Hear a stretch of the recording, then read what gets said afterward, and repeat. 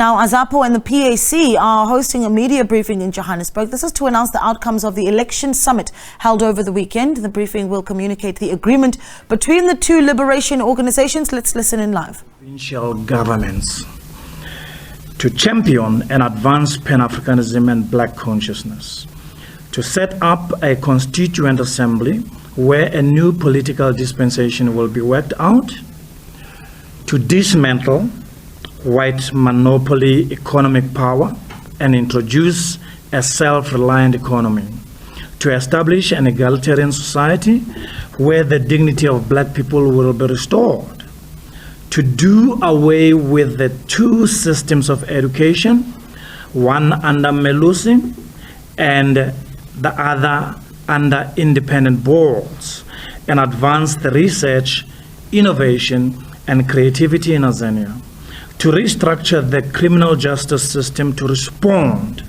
to rampant crimes and gender-based violence, to legislate on equal pay for women and men in all spheres of work, to introduce and legislate for free and compulsory education up until the first degree and a free supply of sanitary pads for girls at schools, to build decent public toilets and ablution facilities in all busy public rural and urban places, to make land and resources available to women and young people between 18 and 35 years for all types of productive activities and businesses.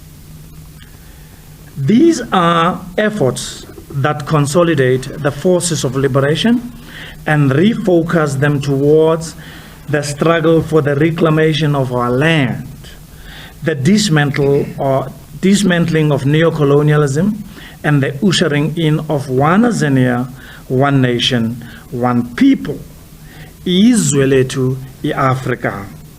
It is thus a clarion call to all formations and civil society organizations that subscribe to the above objectives to join the Azanian Liberation Front in pursuit of the total freedom of our people. Thank you. Thank you. Thank you so much for that. I will now open up a round of questions. And please assist Ms. Onabo with circulating the mic. Thank you. Thank you so much, and I'm with the SABC. So you guys are saying that you'll be working together. Just the clarity in terms of the relationship.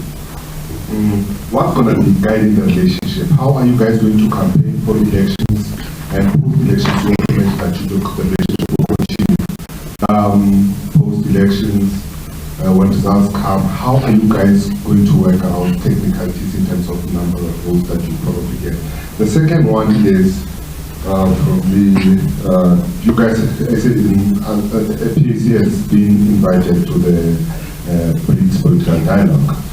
Could you just share with us, because you are the only organization that has been invited in the country, just share with us what are you guys going to be raising at this engagement? Lastly, 29 years into democracy, PAC has went through its own struggle, also AZAPO. Cost of living is too high. We know the role that both organizations have played during apartheid. When you sit back and analyze everything that has happened and is happening also, do you guys think all the sacrifices were in vain?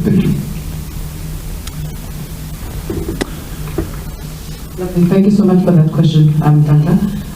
There is another question as well, because we are also live on social media. So our messages are interacting with us. The question is, what would be the plan or process of program? How does the nation give inputs? Thank you. Thank you very much. Let's just start by saying we should all agree in this country and the world over that history is being made. for the coming together of these two organizations. And then we started off last year in February by forming a cooperation together. And then we've been working together ever since. And then we did that to be able to understand one another, because we are coming from slightly two different platforms, institutionally speaking. So out of that process, we're able to understand one another even much better.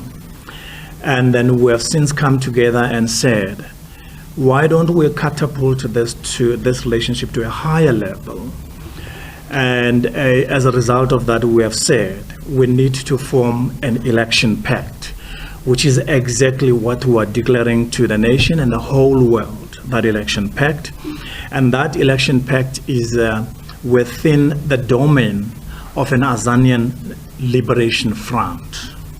Azanian Liberation Front. And then in that Liberation Front, it is not limited to the two political organizations.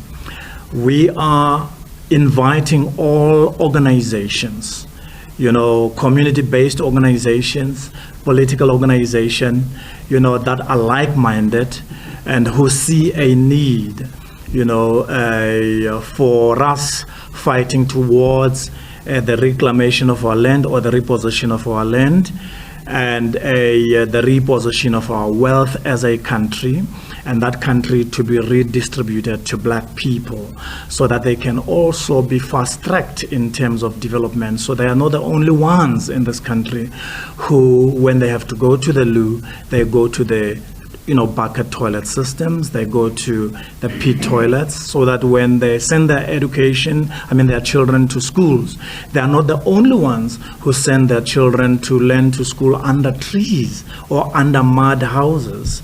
So we need to change that around, and we are saying to all organizations, if you agree with us, these doors of these Azanian Liberation Front are open. But we are also saying, when we sat down with the PAC, AZAPO and the PAC in this summit this past weekend, we discovered that there is a lot that still needs to be worked out in terms of the legal modalities, in terms of all the other things that needs to be attended to. As a result of that, we said, let us appoint a number of task teams that will attend to definite work streams. For instance, like a policy task team, a strategy task team, a legal task team that will deal with the legalities of how can we go about configuring this type of the election pact, particularly when it comes to going into elections. So we have given them about 2 months to attend to that, and then we expect them to come back to us so that we can go back to the nation and tell them that this is how we will configure this election pact in terms of AZAPO and the PAC, to the extent that we are so serious